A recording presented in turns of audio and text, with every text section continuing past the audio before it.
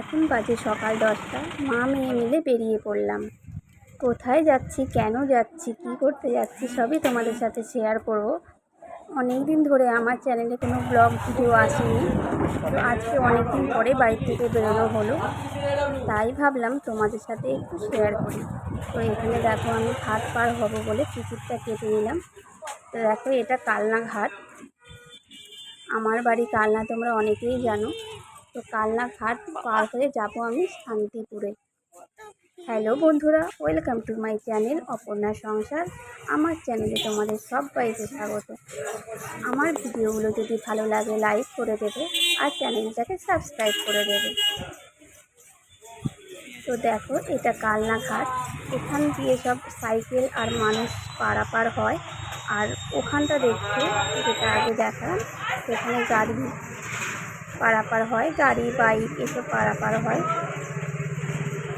এখানে প্রচণ্ড ভিড় ছিল, যার জন্য একটু দাঁড়াতে হয়েছিল, লাইনে দাঁড়িয়েছিলাম। যাই হোক, ওখানটা এবার চলে যাচ্ছে যে বোটগুলো হয়, আমরা ট্রলারও বলি আবার বোটও বলি। যাই হোক, ওখানে চলে যাচ্ছি।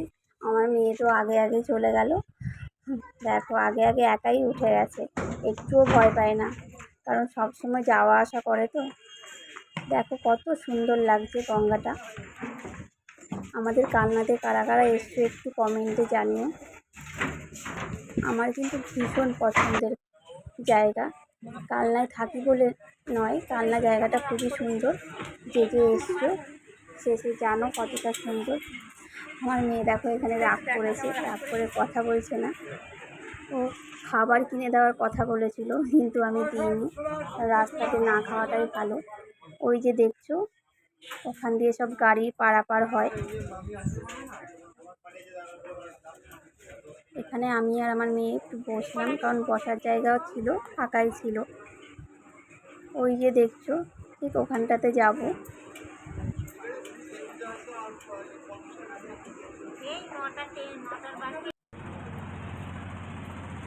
দেখো কত ভিড় হয়ে গেছে। এখানে কিন্তু দুটো বোটই চলে, যে ট্রলারগুলো হয় যাওয়া আসার জন্য। আগে নৌকা ছিল, তো একটা দুর্ঘটনা ঘটে গেছিলো এক সময়, তারপর থেকে এই বোটগুলো হয়েছে। তো অনেকটাই সুবিধা হয়েছে, বেশি দাঁড়াতে হয় না, তাড়াতাড়ি পারাপার হয়ে যাওয়া যায়।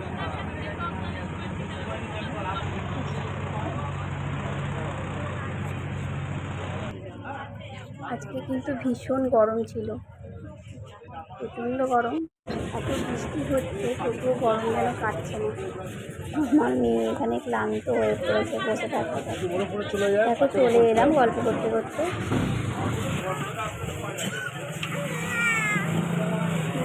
তারপর চলে গেলাম বাস স্ট্যান্ড, যেখানে টোটো অটো এসব দাঁড়িয়ে থাকে। দেখো এখানে একটা ছোট্ট বাস দিয়ে পারাপার করার জায়গাটা করে দিয়েছে, কারণ ওই দিকটায় দাঁড়ালে জলটা মানে পায় না, এখানটায় দাঁড়ালে বোটটা মানে সুবিধা হয় আর কি পারাপার হওয়ার জন্য। তারপরে এসে টোটোতে উঠেও গেছি। তো এবার চলে যাব শান্তিপুর।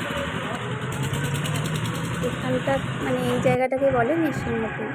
আর দেখো কত সুন্দর। আমার সব থেকে নৃসিংহপুর থেকে শান্তিপুর যাওয়ার যে এই রাস্তাটা একদম ফাঁকা, দুপাশে মাঠ, এই রাস্তাটা আমার ভীষণ ভালো লাগে।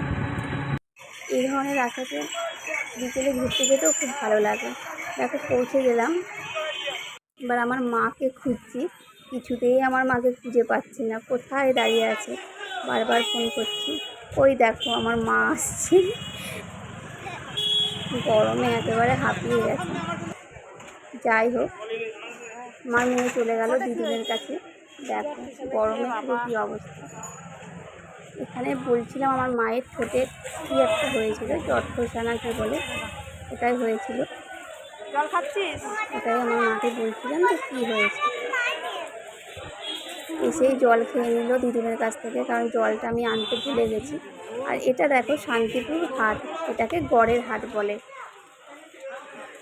তো এখান থেকে শাড়ি কিনবো বলে এসছি।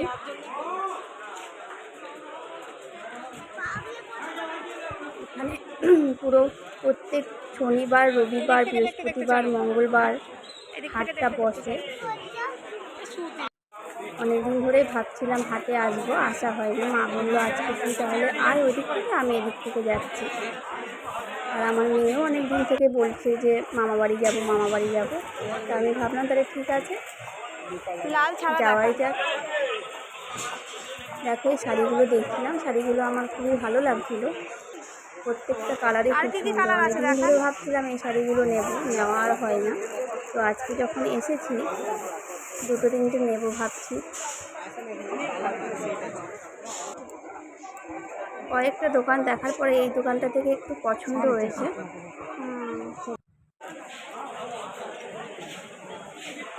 দেখি ওইটা নিবি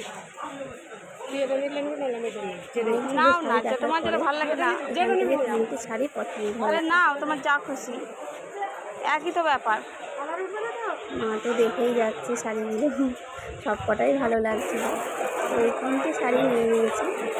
তিনটে শাড়ি আমার খুব পছন্দ হয়েছে। মা নেবে এখান থেকে দুটো আর আমি একটা।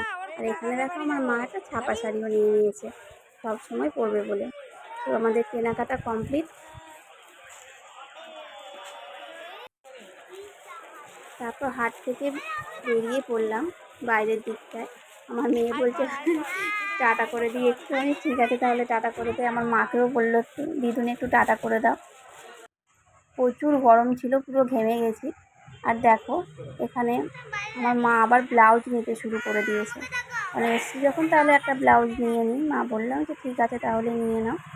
তো যাই হোক এই ব্লাউজটাই পছন্দ হয়েছে আমার মায়ের।